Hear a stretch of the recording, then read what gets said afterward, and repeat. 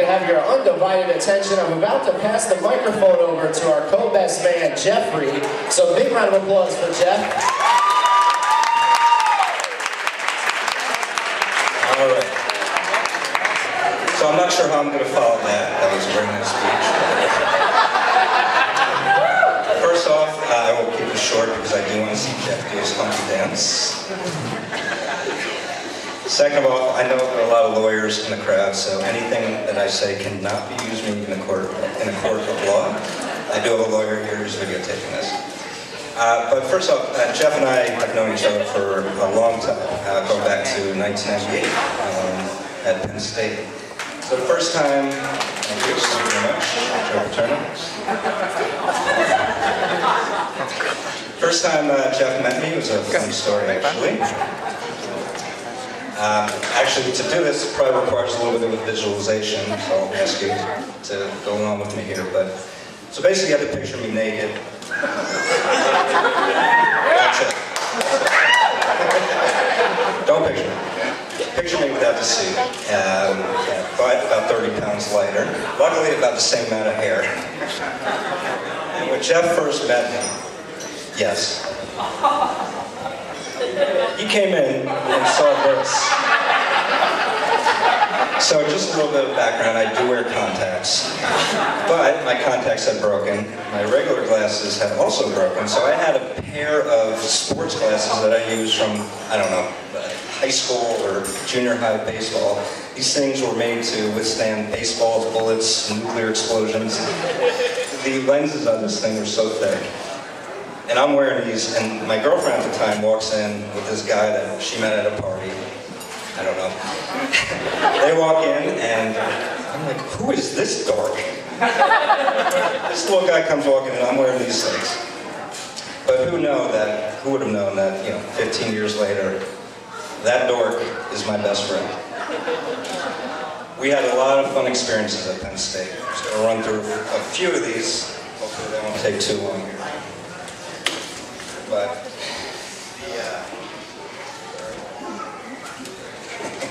there are a lot.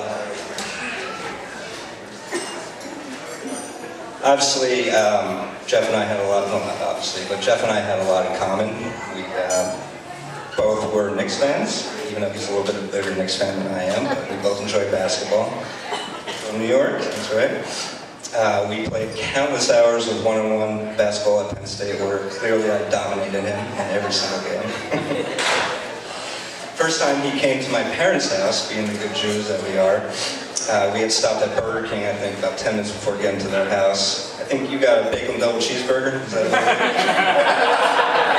it? So I went in, left him in the car to finish his bacon double cheeseburger, being the good Jew that I was. I knew my mom wouldn't let me bring him into the house and all that. But eventually I think she came and brought him into the house, but it's pretty funny. While he was at my house, I think he played my 8-year-old brother, Danny, who's here, and proudly rejected over and over him and his neighbor, Nick, who were they were about 10 years old at the time, and he took them on basketball, 2 versus 1, and he was rejecting them like a Hakeem Olajuwon the whole time. He was very proud of himself, though. I've also asked him which hand it is. That's an inside joke. We spent a lot of time dancing at Skull House, his fraternity, all about the Benjamins. Unfortunately, I can't repeat the lyrics here because there are children present. And we've also had many deep conversations over 6-packs of Smirnoff Ice. And Mike's Hard Lemonade in the beginning, but he moved on to Smirnoff eventually.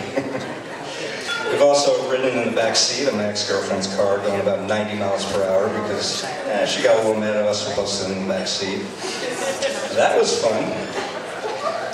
And eventually I watched Jeff graduate from Penn State, move on to Pittsburgh, and eventually Seton Hall, and now he has a job that I actually have no idea what he does, so someone can explain that to me. We've also enjoyed countless Sundays watching fantasy football, of which he has won 2.5 fantasy trophies. I say that because I should have won last year, but 2 of my running backs got hurt in the second quarter, and I lost by 1 point. So I will not give him that half a trophy. But Jeff is the only guy that will fall over in a bar because the Chicago Bears defense scored a touchdown. And he's also the only guy that will ask the bartender to change the TV to the Jacksonville-Oakland game because he is Jacksonville's kicker.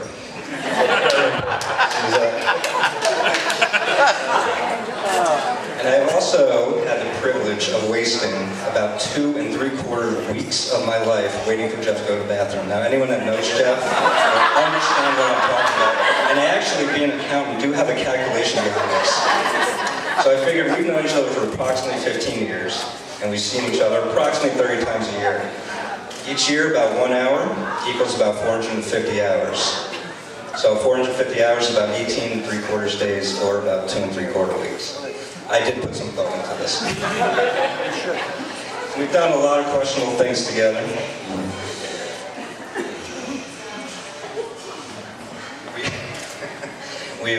What have we done together? Oh yes. We fed each other ice cream, we shared straws together, we've rubbed suntan lotion on each other. We've shared bathrooms together. We may have made out together, I'm not quite sure, no one can ever prove that. But in all seriousness, my 2 brothers are here today at the wedding, but I do consider Jeff to be my 3rd brother. There are times where I really think we share the same mind. Or someone will say something, we'll look at each other, and we know exactly what each other is thinking. And for that, there's nothing better, really nothing better. He's been through good times, birth of my 2 kids, some bad times as well, but I know Jeff will always have my back, and will always be there for me. And as far as Mandy, well, first time I met Mandy was at a trivia night in Hoboken, and I knew I was going to like her. I was there too. I knew I was going to like her because she liked Maker's Mark, and I had never seen anyone that liked Maker's Mark. But not only is Mandy beautiful and smart and funny and likes Maker's Mark, but most importantly, she makes a crap load of money. But I think anyone that knows Jeff knows what I'm saying. Anyone that can live with Jeff and put up with him has my respect and is a winner in my book.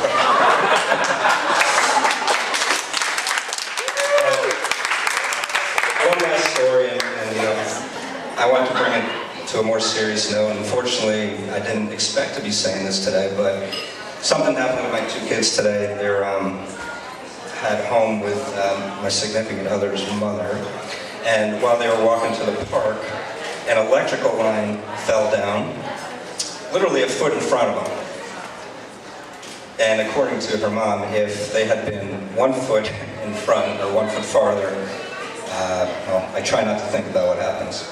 But I didn't mean to bring the mood down, but I know you guys had mixed emotions here today. And I know there's some good emotions and some bad emotions, but I think what I would hope you would do is that you remember the good stuff and you forget the bad stuff, because that's all I'm going to have to do. And I think everyone that's here, and I hope you realize that everyone's that here, even if they're not listening to this, wishes you the best, and wishes you nothing but happiness. So I hope everyone can raise their glass, say cheers, say salute, and here's to happiness.